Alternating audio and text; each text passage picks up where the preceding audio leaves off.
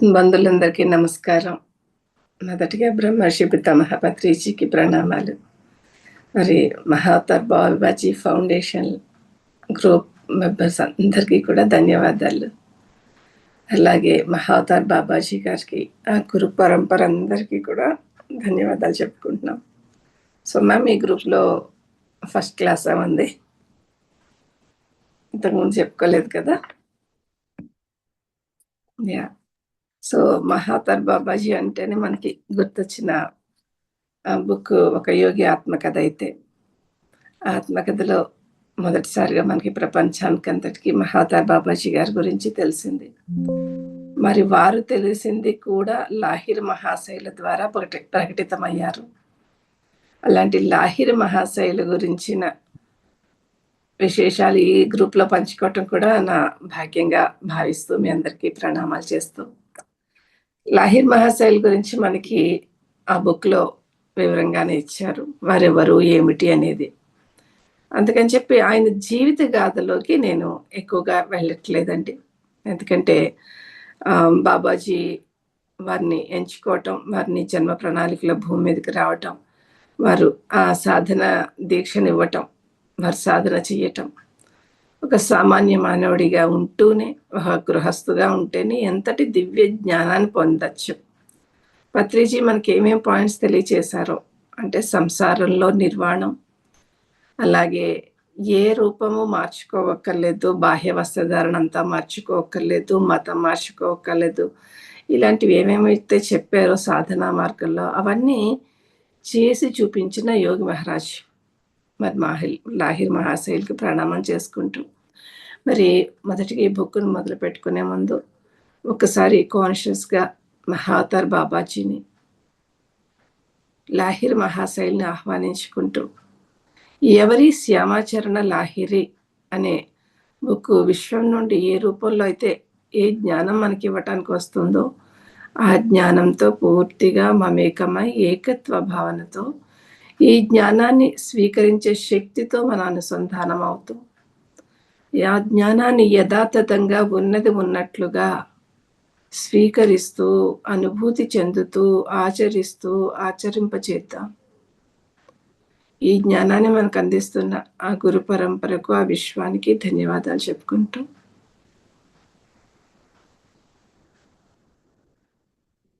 ఈ బుక్లో నాలెడ్జ్ దగ్గరికి వెళ్దాం ఫ్రెండ్స్. సో ఫ్రెండ్స్, ఇక్కడ ఏమంటే సాధనా మార్గంలో వారు పొందిన అనుభవాలన్నిటినీ కూడా వారు గ్రంథస్థం చేసుకునేవారట, అంటే డైరీస్లో రాసుకునేవారట. అలా ఒక 6 డైరీల వరకు అయ్యింది. కానీ ఆయన అది ఎవరికి చెప్పాలని కానీ, దాన్ని పేరు ప్రఖ్యాతులు పొందాలని కానీ అట్లా ఏమనుకోలేదు. దాని గురించి మాట్లాడలేదు వారు. వారు దేహత్యాగం చేసిన తర్వాత వారి కుమారులు, మనవలు, తర్వాత వారి దగ్గర శిష్యర్కం చేసిన ఆ శిష్యులు కలిసి ఈ జ్ఞానం ఎంతో అద్భుతమైనది, అందరికీ అందాలి అని తెలియజేయాలనుకుని వాటిని గ్రంథస్థం చేయటంలో మరి మన ఈ పుస్తక రచయిత చటోపాధ్యాయ గారు, మరి వీరు బెంగాలీ, ఆ బెంగాలీ భాషలో మొదటిసారిగా మరి చాలా కాల క్రితమే దీన్ని ముద్రణ చేసి ఉన్నారు. మనకి తెలుగులోకి 2016లో, అది కూడా వారి ఫౌండేషన్లోనే, ఇది మన ధ్యాన్ లహరి ఫౌండేషన్ ఇట్లా కాదండి, అలా వచ్చింది ఈ బుక్. మన అంటారు సద్భాగ్యం, తెలుగులో అనేక పుస్తకాలు, ఇది ఇంగ్లీష్ అయినా వేరే భాషలైనా తెలుగులోకి అనువాదం అవ్వటము అంటే దానిని తీసుకునే జ్ఞానానికి రెడీగా ఉన్న వాళ్ళు ఉన్నారు కాబట్టి తెలుగువారు వెలుగువారుగా ఈ జ్ఞానాన్ని మనం అందుకుంటున్నాం. సో ఫ్రెండ్స్, ఈ బుక్ నా దగ్గరికి ఎలా వచ్చిందని చెప్పుకునేటప్పుడు, కాస్మిక్ వ్యాలీ ఖమ్మం దగ్గర చాలా మందికి తెలుసు, పిండిప్రోల్ దగ్గర ఉన్న అద్భుతమైన ధ్యాన క్షేత్రం. అలాంటి ఆ క్షేత్రంలో మరి మహావతార్ బాబాజీ విగ్రహ ప్రతిష్ఠ చేస్తూ ఉన్నారు. ఆ విషయం మాకు తెలియని కూడా తెలియదు. చెన్నైలో ఉన్న ఫ్రెండ్, మరి ఇంకొక కర్నూలులో ఉన్న ఒక ఫ్రెండు, నేను అట్లా ముగ్గురం అనుకోకుండా అక్కడికి వెళ్ళాలని ఫీల్ వస్తుందని వెళ్ళటం. అలా వాళ్ళు అనుకున్నారు విగ్రహ ప్రతిష్ఠ కోసమే మేము వచ్చామని, కానీ అసలు ఆ విషయం కూడా తెలియదు. అద్భుతమైన ట్రాన్స్ఫర్మేషన్ అక్కడ అంతా జరుగుతుండే. సో, అలాగా ఆ ప్రదేశం కనెక్ట్ అయ్యి, మరి బాబాజీ కేవ్ దగ్గరలో అంటే చిన్నదండి. చాలా చిన్న ఎవరైనా వెళ్ళకపోతే హిమాలయ దాకా వెళ్ళలేకపోయినా కాస్మిక్ వ్యాలీకెళ్ళొచ్చండి. అద్భుతమైన ప్రదేశం. ఆ ప్రదేశంలో చీకటి పడిపోయిన తర్వాత కూడా నేనక్కడ ధ్యానంలో ఉండటం అందరూ వెళ్ళిపోయారు.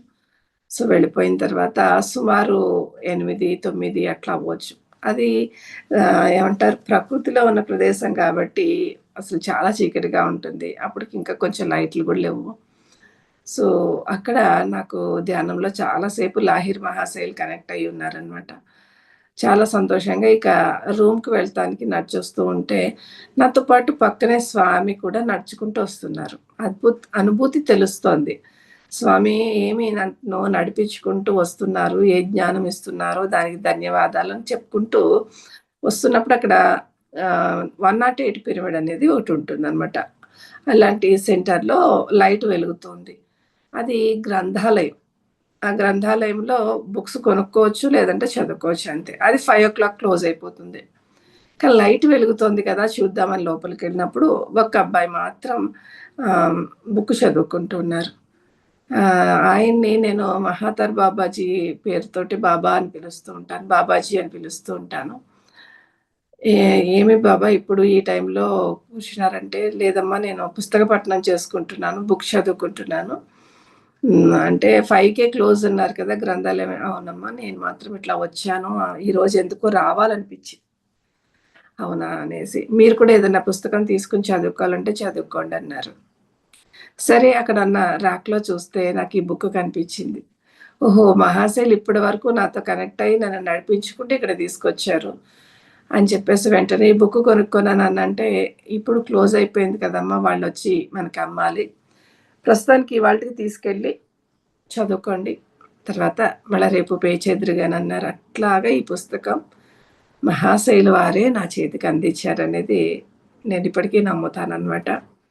పక్కన నడుచుకుంటూ వచ్చి ఆ గ్రంథాలయం వైపు తీసుకెళ్లారు. ఆ చీకట్లో అదనమాట.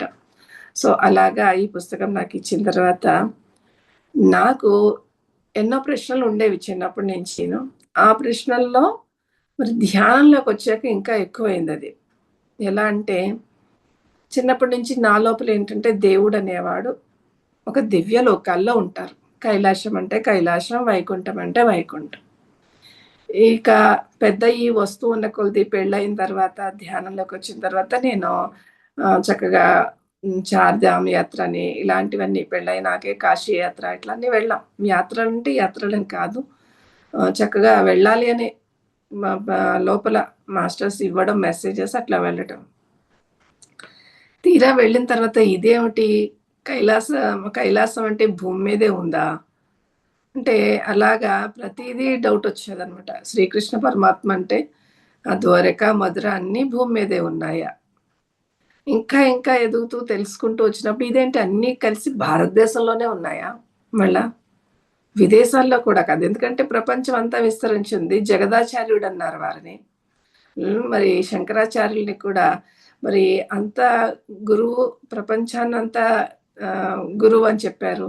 ఆయన చూస్తే పాదయాత్ర చేసి కేవలం భారతదేశంలోనే 4 వైపులా వెళ్లారు. భారతదేశం దాటలేదు. సముద్రం దాటకూడదని ఆ రోజుల్లో రూలుంది. ఈ ఇదేమిటి నాకు ఒక ప్రశ్నలుండేవన్నమాట. అంటే బద్రీనాథ్ శ్రీకృష్ణ పరమాత్మ అంటే నరనారాయణులు తపస్సు చేసిన ప్రదేశం. అలా ప్రశ్నలు ఉన్నప్పుడు వాటిని ఎవరినైనా సమాధానాలడిగినా వారి స్థితిలో వాళ్ళు చెప్పారు గానీ ఐయామ్ నాట్ సాటిస్ఫైడ్. అలాగే భగవద్గీత చదివితే కూడా అన్నిటికీ నేనే కర్తను, కర్మను, క్రియను అన్నీ నేనే అని కృష్ణ పరమాత్మ చెప్తుంటే, మరి మిగతా దేవుళ్ళందరూ కూడా ఉన్నారు కదా! దానికి ఓన్లీ కృష్ణుడే ఎలాగా? కృష్ణుడి కంటే ముందు అవతారాలు ఎత్తిన వాళ్ళున్నారు. ఇలా లేకుండా లేదు ప్రశ్న. అలా ఉండేదనమాట. ఈ బుక్ చదివినప్పుడు నాకు అసలు మైండ్ బ్లోయింగ్ అనమాట. ఎందుకంటే అంతకు ము ఇప్పుడు అందరికి ఆల్రెడీ ఆ మాటలు తెలిసిపోయినాయేమో. కానీ ఆ భావన ఉంటుంది గానీ, అసలు సర్వ దేవతలు, సర్వ తీర్థాలు కేవలం భూమండలానికి చెందినవో, మరి ఇక్కడ ఈ ప్రదేశానికో కాదు. అవన్నీ మనము ఎదుగుతూ ఉన్నప్పుడు ఆత్మస్థితుల్లో మనం పొందే శక్తి కేంద్రాల మేలు కలయిక ఎప్పుడైతే జాగృతమవుతుందో, మనలోని ఆ తత్వం అనేది యాక్టివేట్ అవుతుంది. బాహ్యంగా వేరే లోకాల్లోనూ కాదు, మరెక్కడా కాదు. సర్వ విశ్వము మన లోపలుంది. ఈ విశ్వానికి ప్రతీక మనం మాత్రమే. ఇంకొక వ్యక్తి కాదు. ఈ వ్యక్తులందరినీ కూడా ఈ భూమండలాలన్నిటిని సృష్టించుకున్న సృష్టికర్తవు నువ్వవుతావు. సో, నీలో ఏ ఏ శక్తి చైతన్యం జాగృతమైందో, ఆ దేవతా స్థితి పొందినప్పుడు అదే అసలైన దేవతా స్థితి. అదే తీర్థస్థానం అని చెప్పి, అలా మన లోపల ఏ ఏ శక్తి చైతన్యం జాగృతమైతే ఎక్కడ అది మన శరీరంలో ఉంటుంది. ఆ దేవత పేరు ఎందుకు పెట్టుకున్నాము. అలాగా సర్వ తీర్థాలు అంటే నదులు గాని, మరి దివ్య క్షేత్రాలంటాం కదా! ఆ క్షేత్రాలు గాని, అంటే ఫర్ ఎగ్జాంపుల్ మరి కైలాసగిరి గాని, అలాగే కాశీపట్టణం గాని, ఇలాగే బృందావనం ఇవన్నీ మన శరీరంలోనే ఉన్నాయి. అలానే ఆ యొక్క త్రిమూర్తులు గాని, అలాగే మనం పురాణాల్లో చెప్పుకునే పంచపాండవులకు కానీ, శ్రీకృష్ణ పరమాత్మ గాని, ఇలా ఎవ్వరూ బయట లేరు, బాహ్యంగా లేరు. ఒక విగ్రహ రూపంలో గాని, మనం పటాల రూపంలో గాని కొలుస్తున్నదంతా మనలో జరిగిన శక్తి చైతన్యాన్ని దర్శించిన ఆ పరమ ఋషులు వాళ్ళందరూ మరి తెలియచేసిన ఆ యొక్క విషయాలను మనకి ఎగ్జాంపుల్‌గా అర్థమయ్యేలాగా ఇవి చేశారు తప్ప, అసలైన శక్తి మన లోపల ఉంది అని తెలియజేస్తూ, మరి శ్యామాచరణ లాహిరి వారు తాను పొందిన స్థితులను ఎప్పటికప్పుడు డైరీలో రాస్తూ, రాస్తూ కూడా మరి వాటిని ఆ ఎనర్జీ ఫీల్డ్‌ని వారు రూపాలు కనిపించేవి కాదు ఆయనకి. ఆ ఎనర్జీ శక్తి కేంద్రాలు తెరుచుకుంటున్నప్పుడు ఎలా ఉంటాయో ఒక రూపాన్ని డ్రా చేసేవారు. ఆ డ్రా చేసినవి మనం గుర్తించగలిగితే అదే శివుడిగా, అదే పార్వతిగా, అదే కృష్ణుడిగా, అదే కాళీమాతగా ఆ రూపాంతరం చూసుకుంటామనమాట మనం. అంటే మనం వాటిని ఒక రూపాలతో గుర్తించుకున్నాం కాబట్టి అవి గుర్తించుకుంటున్నాం. కానీ ఎప్పుడు అన్నిట్లోనూ చెప్పబడింది నామ రూపరహితుడు పరమాత్మ అని. నామము, రూపము లేని ఆ శక్తి మనలో మేల్కొంటే అప్పుడు మనమే ఆ పరమాత్మ స్థితికి ఎదుగుతాము అని చెప్పిన జ్ఞానం అండి ఈ పుస్తకాల్లో ఉన్నది. సో, మరి ఎప్పుడైతే మనం ధ్యానం చేస్తూ జ్ఞాన మార్గంలో ఉన్నాం కదా! అలాంటప్పుడు పత్రిజీ ఎందుకు పూజలు మానేయమన్నారు? అంటే కనుక నాకు నచ్చలేదు నేను ఈ ధ్యానం చేయను. లేదా ఎందుకు శాకాహారిగా అవ్వమన్నారు? అది నాకు నచ్చలేదు నేను ధ్యానం చెయ్యను. అని పక్కకు వెళ్ళిపోతున్న వాళ్ళకి అట్‌లీస్ట్ మనం తెలుసుకొని చెప్పగలగడానికి కూడా ఈ పుస్తకం మనకు ఉపయోగపడుతుందండి. అలాంటి అద్భుతమైన గ్రంథాన్ని మరొకసారి గుర్తు చేసుకునే అవకాశం ఇచ్చిన మీ అందరికీ కూడా ధన్యవాదాలు. మాస్టర్‌కి కూడా. సో, అలాగా మరి ఎవరి పురాణ పురుష శ్యామాచరణ లాహిరి అనుకున్నప్పుడు కూడా మనం తెలుసుకోవచ్చు. వారి గురించి బ్రీఫ్‌గా చెప్పుకుందాము.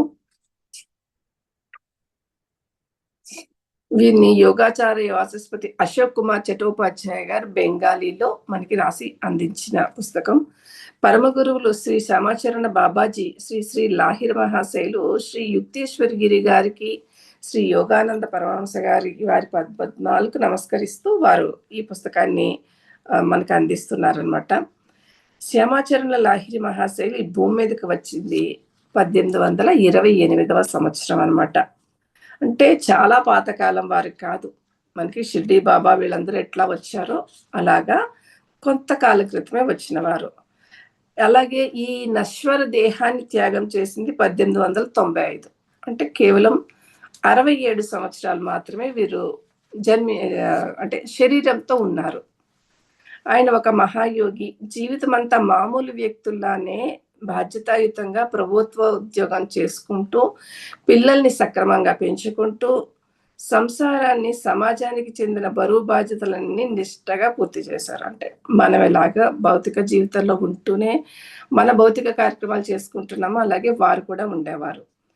అలాగే ఒకసారి సహజంగా జీవితం గడపడానికి ఏమేమి చేయాలో చేశాక, వాటి మధ్యన కొద్ది కొద్దిగా యోగా సాధన చేస్తూ ముందుకు సాగారు. ఆయన తన సాధనా జీవితాన్ని ఎంతో రహస్యంగా ఉంచి, పైకి మామూలు వ్యక్తిగా జీవించేవారు. ఆయన ఎలాంటి ప్రచార సభలకు, ఉపన్యాసాలకు వెళ్ళనే లేదు. అలాగే మఠాలు గాని, మిషన్‌లు గాని, ఆశ్రమాలు కానీ కూడా ఏమీ స్థాపించలేదు వారు. అలాగే జడలు, గడ్డాలు పెట్టుకున్న ఆ కాషాయ వస్త్రాలు, రుద్రాక్షలు, తిలకం ధరించటం, విభూతి ధరించటం ఇలాంటి వేటిని కూడా వారు చేయలేదు. అలాగే యోగం అనేది భారతీయుల రక్తంలో కలిసిపోయి ఉంది. ఇది ఎంతో గొప్పది అని తెలియచేశారు. ఎంతోమంది మహాత్ములు యుగాల నుండి యోగాన్ని సేవిస్తూనే యోగం అంటే యోగా కాదండి. సాధనా మార్గంలో లో ఉన్న పరమాత్మ తత్వాన్ని తెలుసుకునే సాధనా మార్గాన్ని యోగం అంటారు. సో, యోగాన్ని సేవిస్తున్నారు. నిజమైన యోగి తన యొక్క దర్శకత్వం లేకుండా యోగ భారతాన్ని ఊహించలేము. అంటే భారతదేశానికిలో ఉన్న జ్ఞానాన్ని చాలా ఎక్కువగా వీరు ప్రశంసించారనమాట. భూమండలం మీద అంత జ్ఞానం ఉందండి. ఇది నేను అందులో ఈ ఒక్క పుస్తకం కాదు. ఎన్నో పుస్తకాల్లో నాకు తెలిసింది. నాకున్న ప్రశ్నల్లో కూడా అదే. మనకి ఒకసారి పత్రిజీ దగ్గర మనకి ధ్యాన మహాచక్రాల్లోకి మేబీ ఆస్ట్రేలియా నుంచి అనుకుంటా ఒక ఫారినర్ మన వచ్చారు. ధ్యాన మహాచక్రానికి ఆహ్వానించారు పత్రి సారు. Spiritual scientist. ఎంతో మొత్తం ఛానెలింగ్ అయిపోతూ ఉండేవారు. ఆయన భూమండలం మీద అదే పత్రిజీ పక్కన కూర్చొని వారిని ప్రశ్నలు అడుగుతున్నప్పుడు, మరి ఈ పిరమిడ్స్ గురించి అన్నీ తెలుసుకుంటూ, ఈ భారతదేశం ఎందుకు గొప్పది, ఎట్లాగా, లేకపోతే మీరెందుకు ఆస్ట్రేలియాలో పుట్టాలో అలా అన్ని అడిగినప్పుడు ఆయన ఎంతో స్పష్టంగా చెప్పారు. ప్రత్యేకంగా ఒక భూమి అనేది గొప్పది, తక్కువ అనేది ఏమీ లేదు. ఇదంతా భూమాత యొక్క చైతన్యం. దాంట్లో కాలు గొప్పదా, చెయ్యి గొప్పదా, హృదయం గొప్పదా అంటే ఎలా చెప్తాం? అలా ఏమీ ఉండదు అని ఎంతో స్పష్టంగా చెప్పినప్పుడు నాకది బాగా నచ్చింది. ఎందుకంటే ఎక్కడ పుట్టాలో అనుభవాలు పొందటానికి వచ్చావు తప్ప, నువ్వసలు ఈ లోకానికే సంబంధించి కాదు, దివ్య లోకాల నుంచి వచ్చావు. దాంట్లో మళ్ళా ఈ ప్రదేశాన్ని నువ్వు ఎంచుకొనొచ్చావు. అంతే అని చెప్తారనమాట. కాకపోతే విశ్వం నుండొచ్చే ఆ శక్తి కేంద్రాల యొక్క తాకిడి ఎక్కడ ఎక్కువగా జరుగుతుందో, అక్కడ ఇంకా అద్భుతమైన జ్ఞానం అనేది వికసిస్తుంది కాబట్టి, అలా ఈ భూమండలం అంతా మన యొక్క ఇల్లు అనుకుంటే, ఆ ఇంటిలో మళ్ళా మనకొక పూజ గదో, ధ్యానం చేసుకునే సాధన చేసుకునే ఒక స్థలమో ఏదో ప్రత్యేకంగా ఉన్నట్లుగా, ఈ భారతదేశం అనే ఆ ప్రదేశంలో ఆ చైతన్యం ఎక్కువగా ఉండబట్టి, ఆ చైతన్యాన్ని మరింత జాగృతం చేసుకోవటానికి మనం ఆ ప్రదేశంలో వచ్చాం కాబట్టి జన్మ తీసుకొని, ఆ ప్రదేశానికి ఉన్న గొప్పతనంతో కనెక్ట్ అవుతాం. అలాగే వీరు ఈ ప్రదేశాన్ని ఎంచుకొని వచ్చారు కాబట్టి, గర్భగుడి లాంటి ఈ ప్రదేశంలో ఉన్న జ్ఞానాన్ని ఎక్కువగా సింబాలిక్‌గా చెప్పారు. ఎందుకంటే నేనంటున్నాను కదా! ఆయన కూడా మళ్ళా భారతదేశంలోని దేవాలయాలు, లేకపోతే తీర్థస్థానాల గురించి చెప్తారు. ఈ ఆస్ట్రేలియాలోదో లేకపోతే అదంతా చెప్పరు. ప్రతి దానికి ఎవరి బౌండరీస్ వాళ్ళకుంటాయన్నమాట. అలాంటి యోగులు మరి సరిగా ఆ ధర్మాన్ని సరిగా నిలిపి ఉంచలేకపోయినప్పుడు స్వయంగా భగవంతుడు యోగి రూపంలో జన్మించి యోగాన్ని పునఃస్థాపన చేస్తాడు. అంటే ఎట్లా అంటే ఈ భూమండలం మీద అధర్మం బాగా పెరిగిపోయినప్పుడు, ఆ భూమి డిస్ట్రాయ్ వచ్చినంత స్థితి వచ్చినప్పుడు, మళ్ళా దాన్ని పునఃస్థాపించడానికి రావాలంటే కూడా మళ్ళా అంత స్థితిలో ఉన్న ఒక అవతార పురుషులు లాంటి వాళ్ళు వచ్చి, మళ్ళా ఆ ధర్మాన్ని ఇక్కడ మళ్ళా స్థాపించి వెళ్తారు అని చెప్తారు కదా! అలా వచ్చిన వారిలోనే ధర్మానికి క్షీణావస్థ ఏర్పడ్డ సమయంలోనే భారత భూమి మీద నిశ్శబ్దంగా ఆవిర్భవించిన వారే ఈ శ్యామాచరణ లాహిరి అని చెప్తారనమాట.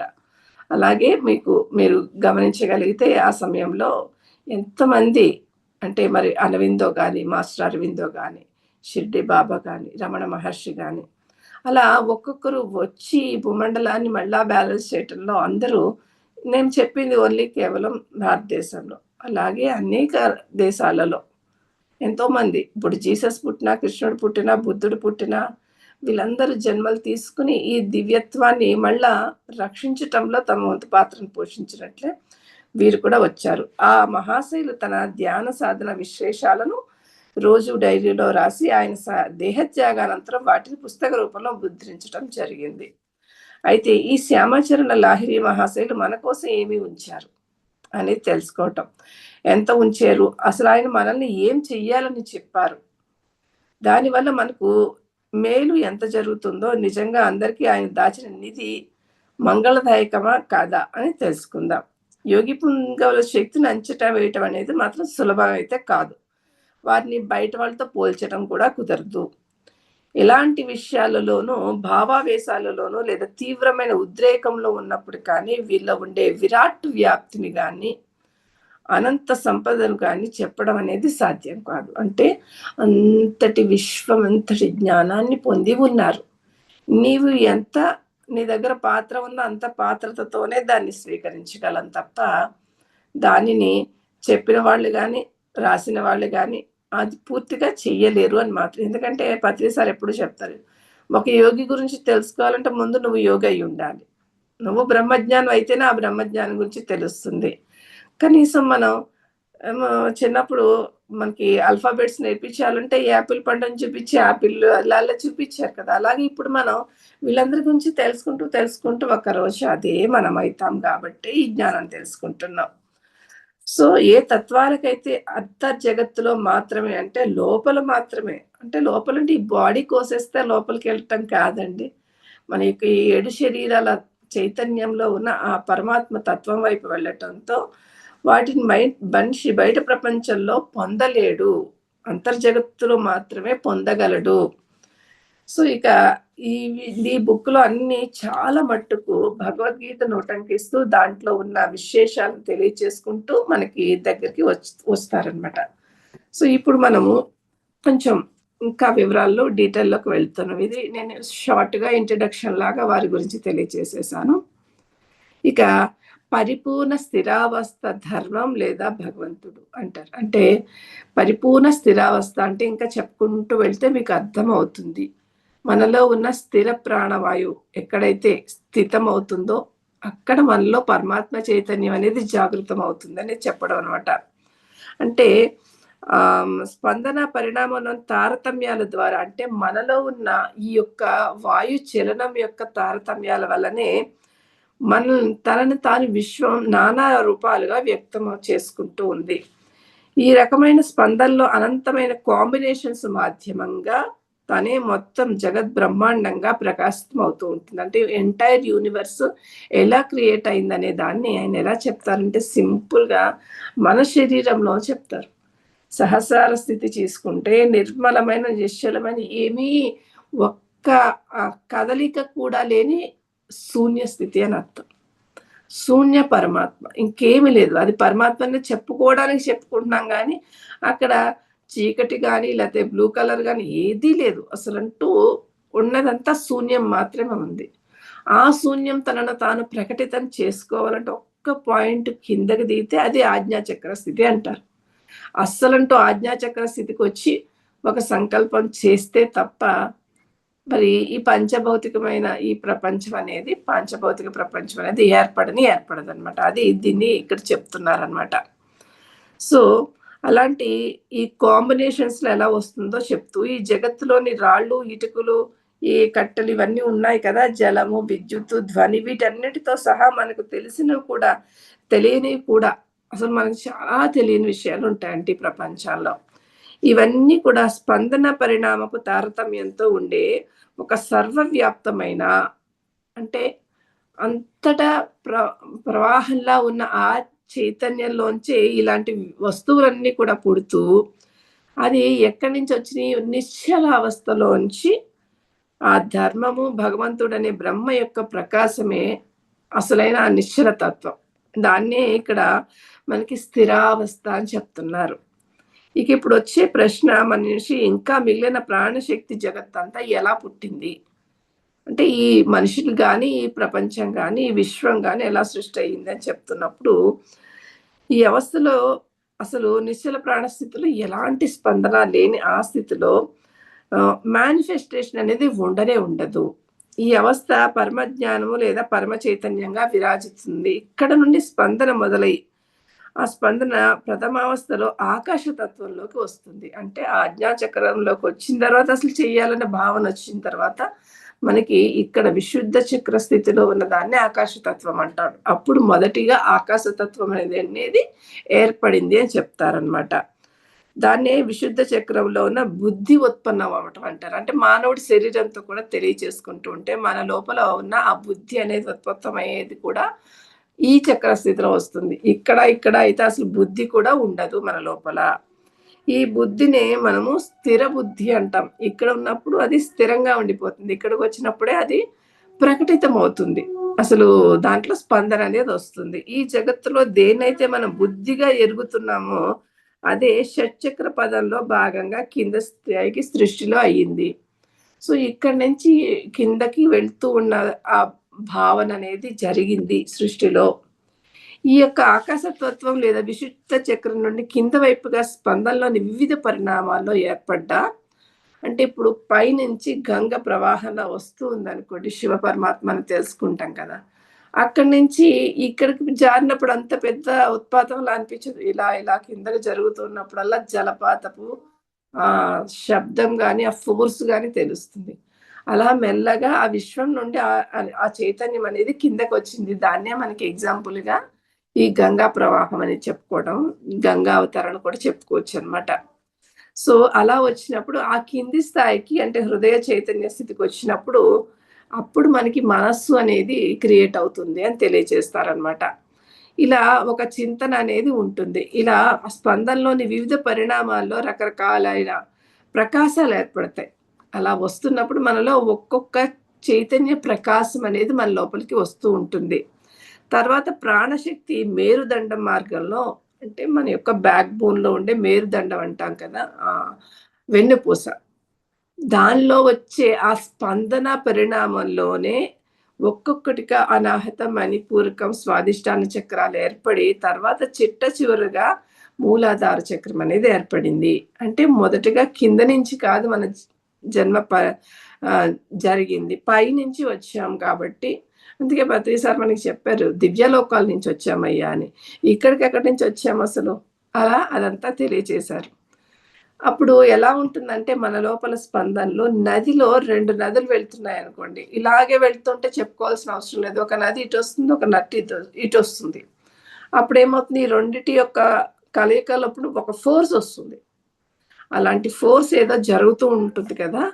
అలాగే మన లోపల మేరుదండంలో వచ్చిన ఈ యొక్క నదిలో 2 వ్యతిరేక దిశల్లో ప్రవాహాల కారణంగా మధ్యలో సుడిగుండాలు ఏర్పడితే అవే మేరుదండంలోని ప్రాణశక్తికి ఉండే 2 వ్యతిరేక దిశల్లోని ప్రవాహాల కారణంగా చక్రాల ఉత్పత్తి జరిగిందంటే అలాగా నదీ సంగమాలు ఎప్పుడైతే జరిగితే ఒక సుడులు తిరిగాయో అలాగే మన యొక్క మేరుదండంలో ఎనర్జీ ప్రవాహాలనే విశ్వం నుండి వచ్చినప్పుడు ఆ ప్రవాహపు శక్తి చైతన్యం వల్ల ఒక్కొక్క చక్రం అనేది క్రియేట్ అయిందని చెప్తారనమాట.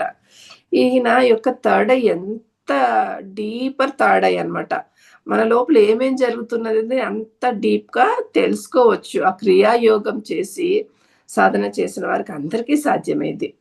సో, అలా వారు దానినన్నిటిని దర్శిస్తారనమాట. అనుభూతి చెందుతారు. శబ్దాలని వింటారు. అలా ఉంటుంది. సో, ఇవన్నీ వారు స్వయంగా అనుభూతి చెందినవి. ఎవరో పుస్తకాల్లో రాసినవి కాదనమాట. మనకు తెలుసు లక్ష్మమ్మవ్వ గాని వీళ్ళందరూ యోగులు చాలా పేద కుటుంబాల్లో పుట్టి అస్సలు కొంచెం కూడా ఏ చదువు సంధ్య లేని వాళ్ళు. మరి వారి గురువు ఏదో ఒక మంత్రోపదేశమో ఏదో చెప్పేసాక వారు మొత్తం ఆహార నిద్రలన్నీ వదిలేసి రమణ మహర్షి వీళ్ళందరూ కూడా సాధన చేసిన తర్వాత వాళ్ళు ఇచ్చిన జ్ఞానం ఉంటుంది చూడండి. ఇలాగే ఉంటుంది. ఎంత గొప్ప దివ్య జ్ఞానాన్ని వారు అందించేస్తారో. అసలు సర్ప్రైజ్ అవుతాం. వీళ్ళకి అస్సలు చదువు సంధ్యలు రావు. కానీ ఎంత గొప్ప జ్ఞానాన్ని అందించారని. అలాగే వీరు కూడా అన్నమాట. సో, అన్ని చోట్ల ఈ ప్రాణం గతి సరి సమానంగా ఉండదు మళ్ళా. అంటే ప్రతి ఒక్క నదుల యొక్క ప్రవాహం ఎక్కువ ఫోర్స్ ఏదుంటుందో, ఎక్కువ తక్కువ ఫోర్స్ ఏదుంటుందో తెలీదు కదా! అలాగా మనలో కూడా ఆ ప్రవాహాలు ఒకేలాగా ఉండవు కాబట్టి చక్రాల నిర్మాణం కూడా వేరువేరుగానే ఉంటుంది. ఈ చక్రాలన్నీ విభిన్న పరిణామాల్లో ఉండే స్పందన యొక్క ఘనీభూత అవస్థ తప్ప మరింకేమీ కాదు. ఈ విభిన్న చక్రాలు వాటిలోని ప్రాణశక్తి యొక్క నానా రకాల స్పందనల ప్రకాశాలే మన లోపల బుద్ధి, మనస్సు, మరి చింతన, విచారణ, ధారణ, అహంకారం, మాయ, మమతలు, స్నేహం, ఆనందం, అలా నిరానందం, దుఃఖం, సుఖం, కామం, క్రోధం, ఇలా మనలో ఏ భావాలన్నీ వచ్చినాయి అంటే ఈ భావాలన్నిటికీ కారణం ఏంటంటే ఈ యొక్క ప్రాణ స్పందనల యొక్క చైతన్య శక్తిలో ఉన్న వివిధ స్థితుల వల్ల జరిగేవే. వాటి నుండొచ్చే ప్రొడక్షన్ అన్నమాట ఇదంతా. అక్కడ ఒక కొత్త శక్తి క్రియేట్ అవుతుంది. ఆ కొత్త శక్తి పేరే దుఃఖం. ఇంకో కొత్త శక్తి పేరే సుఖం. మరొక కొత్త శక్తి పేరే మనస్సు. అలా ప్రతీదీ కూడా ఈ విశ్వంలో అలాగే జరిగింది. అంటే విశ్వం అంతటా ఏది జరిగిందో దాన్ని ఈజీగా చెప్పాలంటే మన శరీరాన్నే తీసుకోవాలి. అలాగా విశ్వంలో అనేక నక్షత్రాల కలయిక వల్ల వాటి యొక్క ఆహ్, శక్తి చైతన్యాలు కలిసినప్పుడు ఒక విస్ఫోటనం జరిగి దాని నుంచి ఇంకొక శక్తి క్రియేట్ అవుతుంది. అలాగే ఈ విశ్వం జరిగింది. అలాగే మన లోపల కూడా విశ్వం అంతా బయట ఏదో ఒక నక్షత్ర లోకాలు ఇవన్నీ ఏర్పడినట్టే మన లోపల షట్‌చక్రాలు, మనసు, బుద్ధి, చిత్తం, అహంకారం ఇవన్నీ కూడా క్రియేట్ అయినాయి అని చెప్తున్నారనమాట.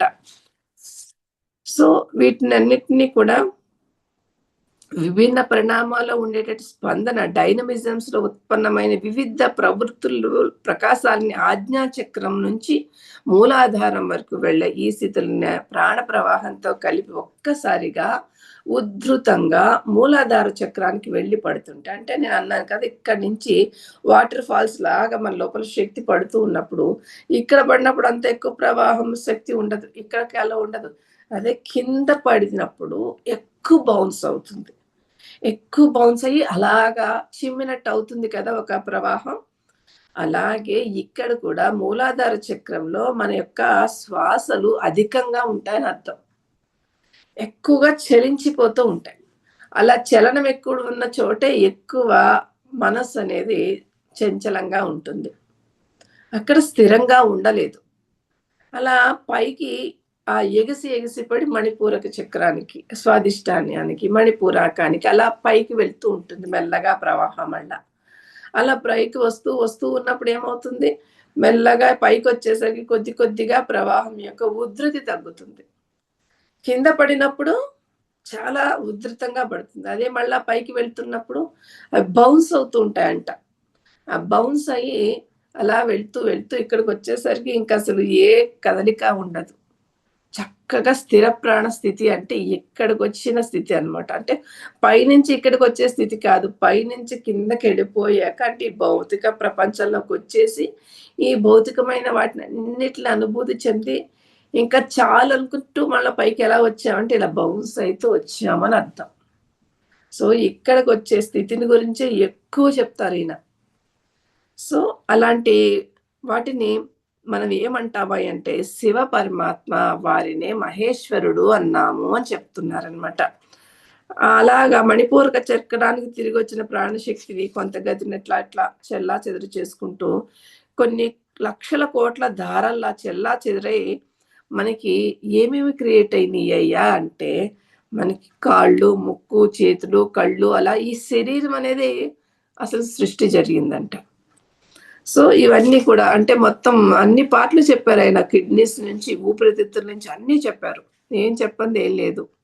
సో, ఇలాగ అన్ని రకాల వృత్తులతో మనిషి స్థూల దేహం అనేది నిర్మాణమయ్యింది అని చెప్పి తెలియచేశారు. ఈ నాభి చక్రంలోని స్పందన అవిరామం కావడం వల్ల బాహ్య శ్వాస ప్రశ్వాసలు గతి నిలిచి ఉంటుంది. ఈ యొక్క శ్వాసలను సహాయంతోని ఇంద్రియాలతో సహా మొత్తం శరీరాల్లోని అంగాలన్నీ సంచలనం చేస్తున్నాయి. అంటే మణిపూరక చక్రంలో ఉన్న స్పందనల కారణంగా మన శరీరం అనేది నడుస్తూ ఉంటుంది.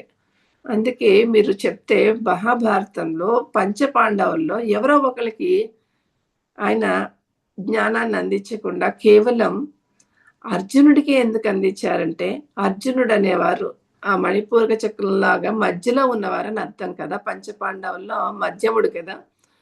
వారికి అందిస్తే అందరికి అందినట్లనమాట. అలాగా ఇక్కడ చెప్తున్నారనమాట. నాభి చక్రంలోని స్పందన మొత్తం శరీరాన్నంతటిని పాలన చేస్తుంది కాబట్టే, ఆ చక్ర స్థితిని మన లోపల విష్ణు స్థితి అంటారు. సో ఈ విష్ణు అనే అవస్థ నుండి అనంత ధారల్లో చెదరైన ప్రాణస్పందన మొత్తం మనిషిని సృష్టి చేస్తుంది. కాబట్టి ఇలా వివిధ విధాలుగా వెదజల్లబడుతున్న స్పందనలనే, ఆ స్పందనలు ఏవైతే ఉన్నాయో వాటిని సృష్టికర్త అయిన బ్రహ్మ అన్నారు.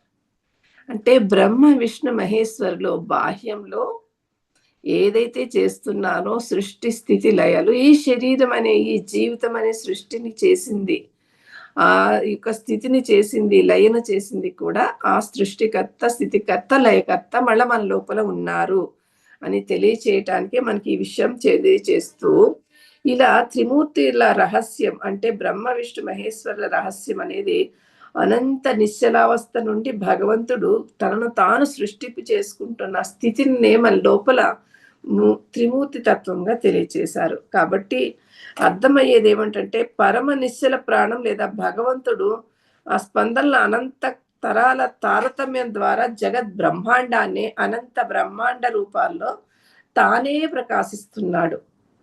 బ్రహ్మగా వచ్చినా, విష్ణువుగా వచ్చినా, మనిషిగా వచ్చినా, చెట్టుగా వచ్చినా, భూమండలంగా వచ్చినా, నక్షత్రంగా వచ్చినా, సూర్యుడిగా వచ్చినా, సమస్త విశ్వము మళ్ళా తానే. తాను కానిదంటూ ఇక ఏదీ లేదు. సో సృష్టికి అతీతంలో కూడా తానే ఉన్నాడు, మళ్ళా సృష్టికి అతీతంగా ఉన్నాడు. ఆ సృష్టి తానే, కానీ మళ్ళా సృష్టి తనే కాదు. అంటే దానికి అతీతంగా కూడా ఉన్నాడు. అంటే దాంట్లో మమేకం అయిపోడు. ఇప్పుడు మనం ఉన్నాం, మన శరీరంలో ఉన్నాం, మన ఈ శరీరమే మనం అనుకుని, మన ఈ కుటుంబమే మనం అనుకుని, ఈ భూమండలానికే మనల్ని మనం బౌండరీస్ వేసుకుంటాం. కానీ ఆ పరమాత్మ అలా ఉండడు. దాన్ని సాక్షిగా చూడగలుగుతాడు. తాను సృష్టిని తాను ఎదురుగా చూడగలుగుతాడు. తాను అదే అయిపోడు. సో గీత ఏం చెప్తుందంటే, భగవద్గీత ఏకాంశేన స్థితో జగత్ అని చెప్తుందంట. అంటే ఈ నిశ్చలావస్థ బ్రహ్మ లేదా భగవంతుడిలో 1% తరంగాల్లో ఈ జగత్ బ్రహ్మాండం ప్రకాశిస్తుంది. అంటే మనం చూస్తున్న ఈ విశ్వం అంతా కేవలం ఒకే 1% అంటండి. మరి 99% మనం తెలుసుకోవాల్సింది అంత ఉందంట ఆయన చెప్తున్నారు. మనం ఇదే తెలుసుకోలేదు. 1% సృష్టిలోదే తెలుసుకోలేదు. మరి మిగతా 99% దగ్గరికి ఎక్కడికెళ్ళాలి? ఉట్టికి ఎగరలేనమ్మా స్వర్గానికి ఎగిరింది అన్నట్టు ఉంటుంది. సో మళ్ళీ ఈ ప్రకాశంలో అంటే ఈ మేనిఫెస్టేషన్‌లో కూడా నిశ్చలావస్థ లేదా భగవంతుడు ఉన్నాడు. అక్కడ కూడా మళ్ళా ఇక్కడికొచ్చిన స్థితిలో కూడా భగవంతుడే ఉన్నాడు. ఈ మనిషి నిశ్చలావస్థ నుండి ఉత్పన్నమైన స్పందనలో ప్రకాశితమయ్యే అవస్థ మాత్రమే, ఒక చాప్టర్ మాత్రమే మన జీవితాలు. ఈ మనిషి పడే అవస్థ స్వయంగా స్పందనాయుక్తం మరియు గతిశీలం కావటం వల్ల తను ఉత్సవం లేదా మూలమైన స్థిర ప్రాణాలి లేదని భగవంతుడిని ఎరుగజాలడు. ఎందుకంటే ఇక్కడ కూడా ఏ స్పందన లేకుండా ఇక్కడికి వచ్చేసాక కదా జరిగింది. ఇక్కడున్న పరమాత్మని ఎలా తెలుసుకోగలుగుతాడు? తెలుసుకోలేడు మామూలుగా ఉన్నప్పుడు అని చెప్తున్నారనమాట.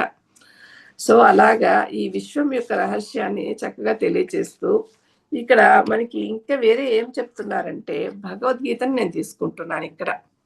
గీతలో ఎన్నో విషయాలు చెప్పారు. దాంట్లో మొదటి శ్లోకమే మనకందరికీ తెలిసింది. ధర్మక్షేత్రే కురుక్షేత్రే సమవేద యుయుత్సవః మామకాః పాండవాశ్చైవ కిమకుర్వత సంజయః. ఇది మనకి తెలిసిన పద్యం. అంటే ధర్మక్షేత్రమైన కురుక్షేత్రంలో అని చెప్పి శ్లోకాన్ని మొదలుపెట్టారు. ఆ వర్డ్‌ని పట్టుకుంటున్నారు ఇక్కడ. అక్కడేమవుతుందో, యుద్ధంలో నాకు చెప్పు సంజయ అని చెప్పి ధృతరాష్ట్రుడు అడుగుతున్న ప్రశ్నగా మనకి ఈ శ్లోకం ఉంటుంది. కానీ ఈయనేం చెప్తున్నారు, ఏ క్షేత్రంలో అయితే ధర్మం ఉంటుందో, అంటే సత్య వస్తువు లేదా బ్రహ్మం ఉంటుందో అదే కురుక్షేత్రము అని ఇక్కడ, అక్కడ అలాంటి ప్రదేశంలో నువ్వు కర్మ చెయ్యాలి అని తెలియచేసిన ఆ వర్డ్ అని చెప్తున్నారు. అంటే ఇక్కడ అక్కడ ఏ క్షేత్రం ఉంది? అక్కడ అందరినీ వధించారే కురుక్షేత్రంలో. అక్కడ ధర్మం ఏంటి? అంతా వినాశనం కదా అనిపిస్తుంది.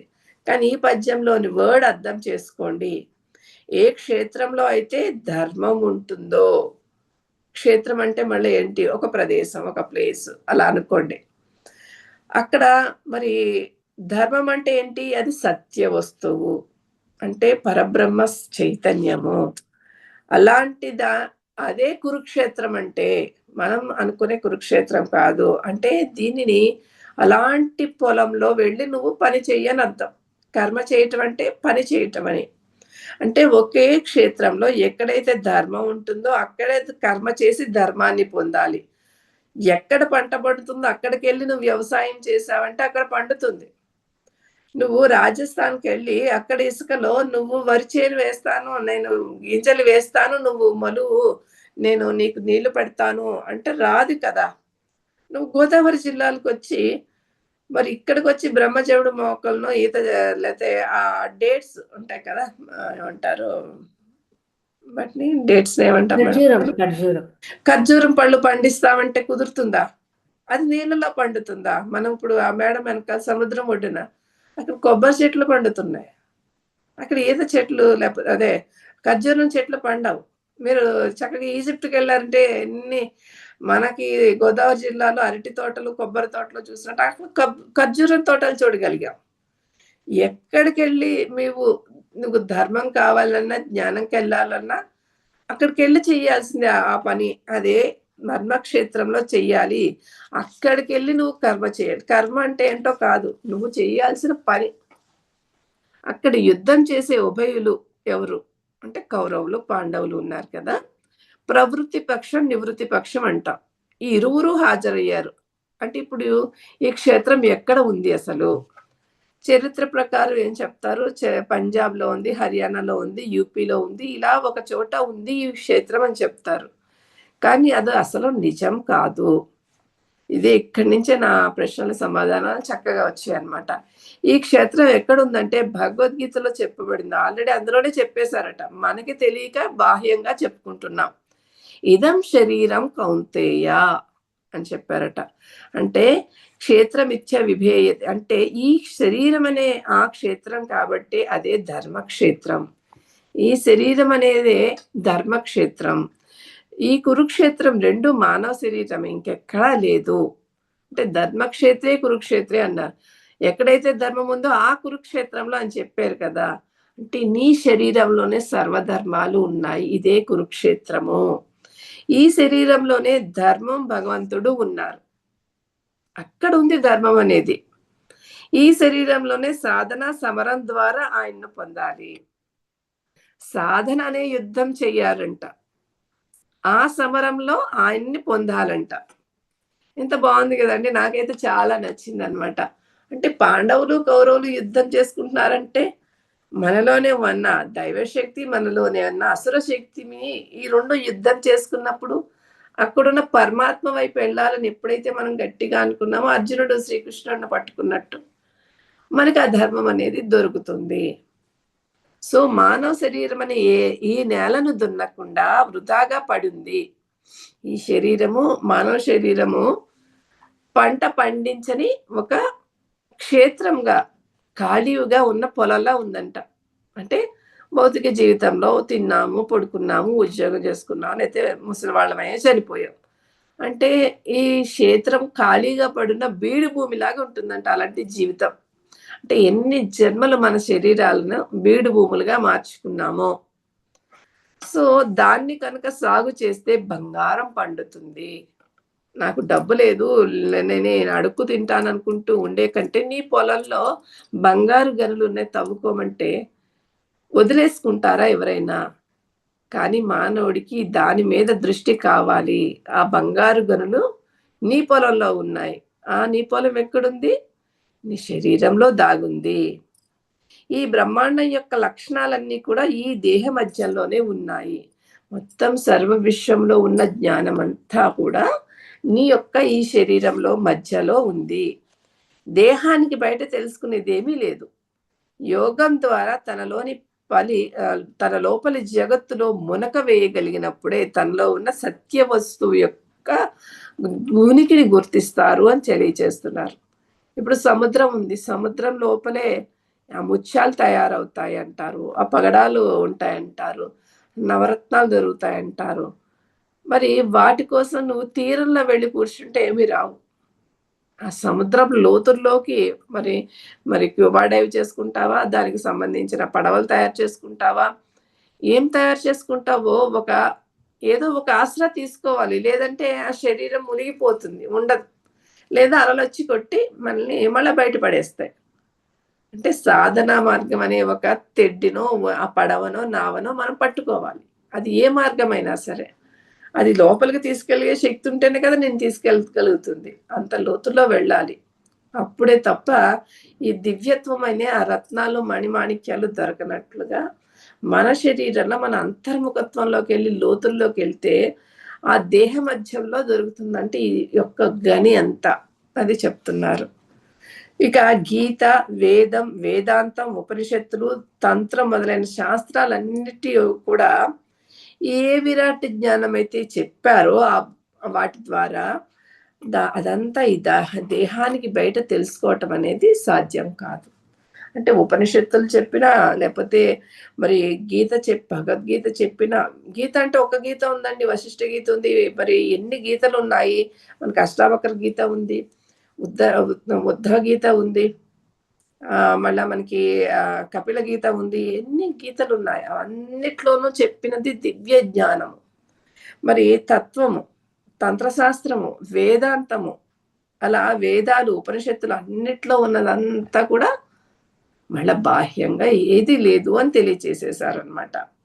ఈ దేహానికి బయట తెలుసుకోవటం అనేది సాధ్యం కాదు. యోగం ద్వారా మనసు ఎంతగా స్థిరమవుతూ ఉంటుందో, అంతగా కల్పన అనేది తగ్గిపోయి అంటే మనం ఇదే నిజమనే కల్పన భావనలో ఉంటాం కాబట్టి, ఆ కల్పన తగ్గిపోయి ఎంతగా అవుతుందో అంతగా సత్యం కొంచెం కొంచెంగా, కొంచెం కొంచెంగా మనకు ప్రకాశితమవుతూ ఉంటుంది.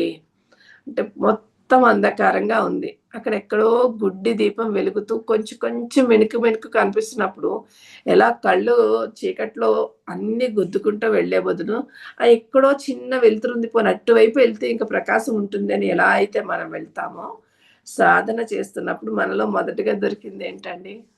చక్కటి ఆరోగ్యం దొరికింది. శరీరం అంటే ముందు శరీరం అనే ఈ దేవాలయాన్ని ముందు సాగు చేసుకుంటున్నాం అని అర్థం.